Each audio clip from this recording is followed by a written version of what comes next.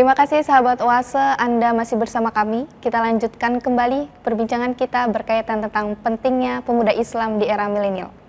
Oke, baik Almah, tadi kan sebelumnya nih kita sudah membahas berkaitan tentang pengertian dari pemuda Islam dan juga bagaimana sih terkait dengan pemuda Islam itu bahwasanya kita tidak boleh overthinking, insecure atau tidak percaya diri, kayak gitu ya Kak Alma ya. Dan kemudian tadi kan saya pernah mendengar sebuah hadis nih Rasulullah SAW pernah berkata, jagalah waktu mudamu sebelum waktu tuamu. Nah itu bagaimana Kak Alma, silahkan. Baik, itu ada dalam sebuah hadis bahwasanya Rasulullah pernah menasihati seorang pemuda. Jadi Rasulullah mengatakan kepada pemuda tersebut, jagalah 5 perkara sebelum 5 perkara.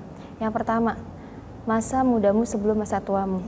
Jadi kita sebagai seorang pemuda gitu, kita harus bisa menjadikan masa muda ini penuh dengan hal-hal kebaikan, penuh dengan hal-hal yang positif.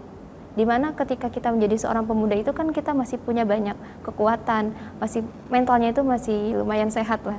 Berbeda dengan ketika kita sudah tua, kita itu kadang udah nggak ada semangat, udah fisiknya udah nggak kuat lagi.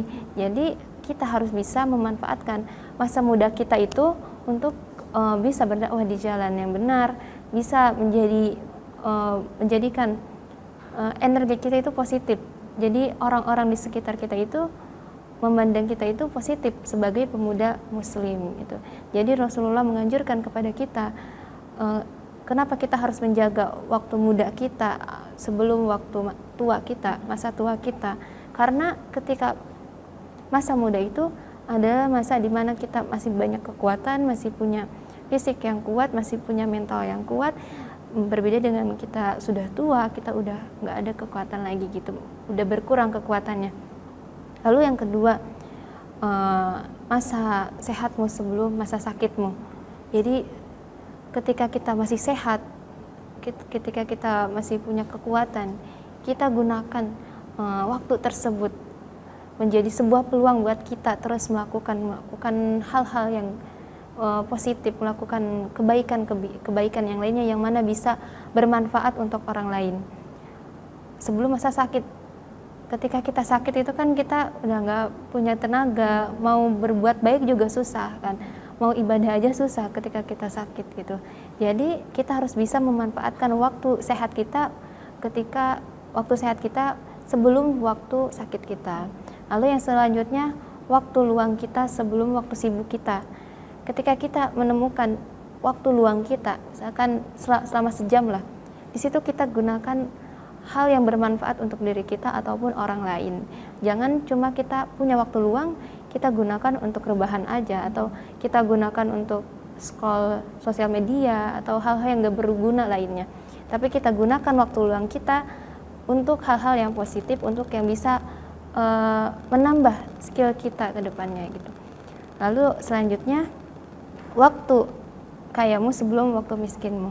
Jadi ketika Allah udah nurunin rezeki kepada kita, ketika Allah udah ngasih rezeki kepada kita, kita gunakan harta kita itu untuk berdakwah, untuk menyantuni anak yatim, agar harta itu bisa menjadi saksi kita di akhirat nanti sebagai penolong kita gitu, sebagai bahwa harta ini digunakan untuk hal-hal kebaikan. Lalu yang terakhir adalah waktu hidupmu sebelum matimu. Jadi gunakan waktu hidup ini, ketika kita masih hidup ini, kita gunakan untuk bisa terus menambah amalan-amalan kita agar kita bisa nanti di akhirat itu gak kekurangan amal istilahnya. Jadi amal kebaikan itu gak kurang gitu. Jadi antara amal kebaikan dan keburukan lebih banyak kebaikan gitu. Jadi kita harus bisa menjadikan kehidupan ini menjadi kehidupan yang bermanfaat untuk kita ataupun orang lain. Oke, intinya jadi menebar kebaikan gitulah ya Kak Alma untuk orang lain.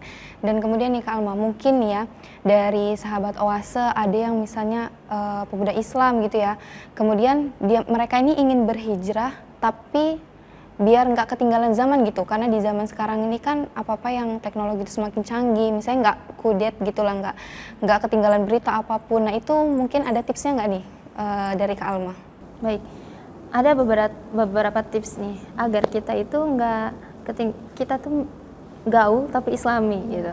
Yang pertama adalah kita harus bisa menanamkan dalam jiwa dan diri kita bahwa Al-Quran dan Sunnah itu adalah pedoman hidup kita. Jadi kita jadikan Al-Quran dan Sunnah ini sebagai pedoman hidup kita. Ketika kita ingin melakukan kemaksiatan atau dosa-dosa lainnya, kita ingat bahwa Al-Quran melarangnya, bahwa Al-Quran itu nggak ngajarin hal seperti itu. Jadi jadikan sebagai Al-Quran dan Sunnah itu sebagai pedoman hidup kita untuk jalan menuju diri kita itu menuju kepada kebaikan gitu. Jadi saat kita itu ingin berbuat dosa, kita ingat Allah. Saat kita ingin berbuat kemaksiatan, kita ingat Allah. Bahwa Al-Quran itu, di dalam Al-Quran itu banyak sekali hikmah, banyak sekali yang mengajarkan kehidupan dunia itu seperti apa yang sebenarnya gitu. Lalu selanjutnya yang kedua adalah kita belajar untuk bersosialisasi dan juga membangun jaringan hubungan yang baik. Ini sangat penting ketika kita menjadi seorang pemuda. Kita harus bisa bersosialisasi.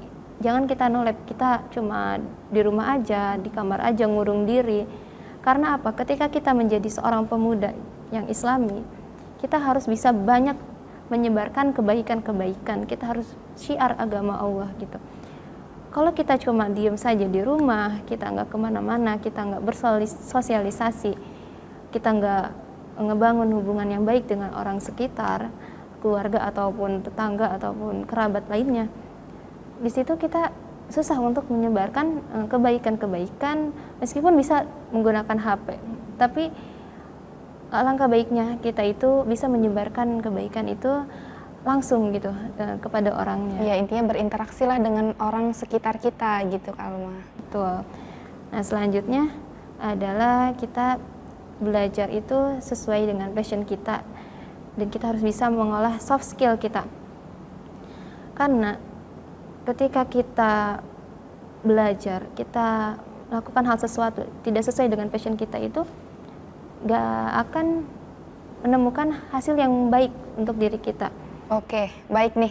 Menurut saya ini tipsnya menarik sekali sih. Pastinya masih ada lagi ya Kak Alma, berkaitan tentang tips agar kita ini menjadi pemuda Islam tapi yang gak ketinggalan gitu. Oke, nanti kita tahan sejenak, dan untuk sahabat Oase tetaplah bersama kami setelah jeda pariwara berikut.